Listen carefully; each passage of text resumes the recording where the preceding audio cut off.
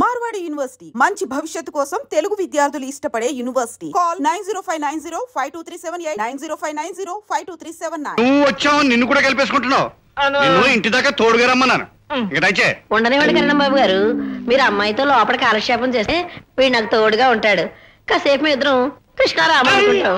కృష్ణారామ ఒక పంకజం, నీ ప్రతాపం వాడి మీద చూపించకు, బక్కెదవా బేరం అంటాడు.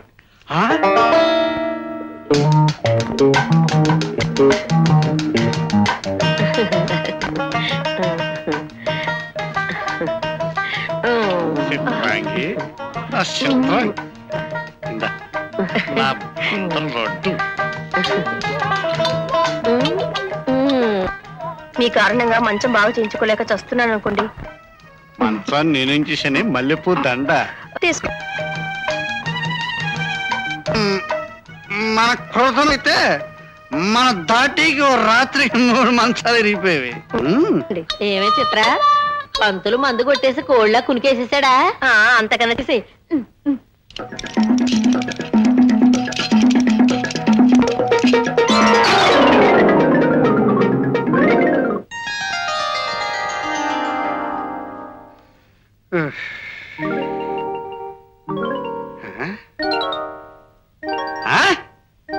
చిత్రాంగే చిత్రాంగే,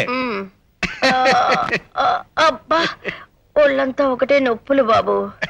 ఏంటే మళ్ళీ మంచం వరకు పెట్టేసానా? సిగ్గు లేకపోతే సరి. చేసిందంతా చేసి ఏమీ తెలియనట్టు అడుగుతున్నారు. అసలు మన స్పీడే అంత. నాలాంటి మొగాడు దొరకడం నీ అదృష్టమే. ఇదిగా ఈ 100 రూపాయలు పెట్టుకుని గోల్డ్ కాయిన్ తాగి పగలంతా రెస్ట్ తీసుకో. వస్తానా? ఒళ్ళు జాగ్రత్త.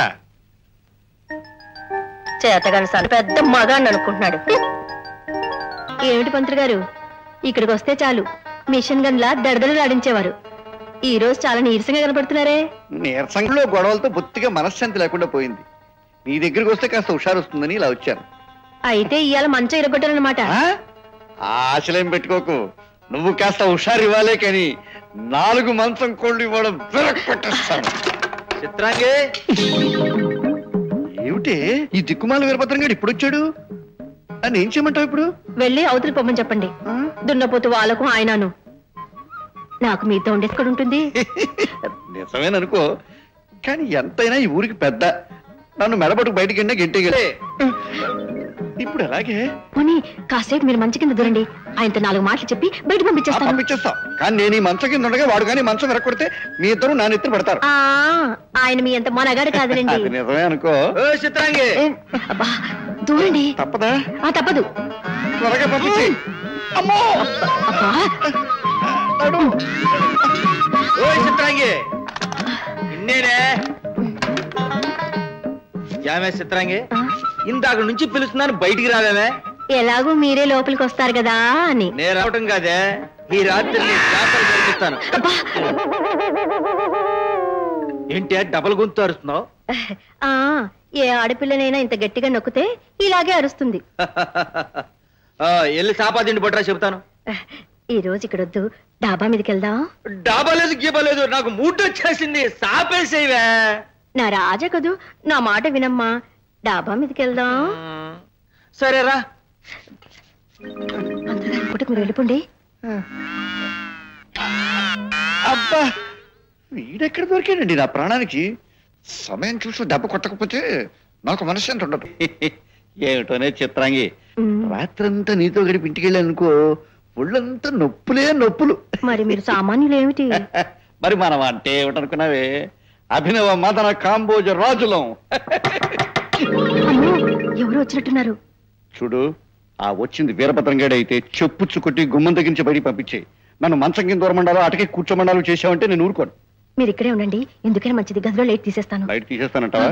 అదే మంచిది. వాడు లోపలికి వస్తే నా కాళ్ళు చేతులు తొక్కేస్తాను. వెళ్ళరా.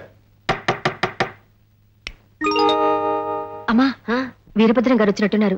లోపల పంతులు గారు ఉన్నాడు. పంతులు మంచం కింద తోసేలేపోయావా? అదేం కుదరదని మంచం మీద కుంచెల్లా కూర్చున్నాడు.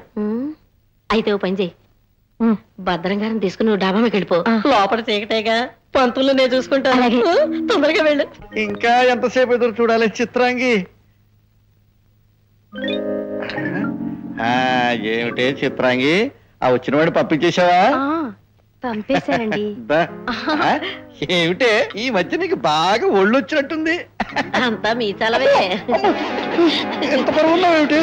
అమ్మో, నువ్వు పంకజానివి, చిత్రాంగివి కాదు. చీకట్లో ఎవరైతే పంతులు గారు ఇవాళ మంచం ఎరగొట్టండి చూద్దాం. ఈ మంచం విరగడం మాట ఎలా ఉన్నా నన్ను అడుగు విరిగేట్టు వదిలే. నన్ను మాట్లాడితే నీకు దండం పెడతాను.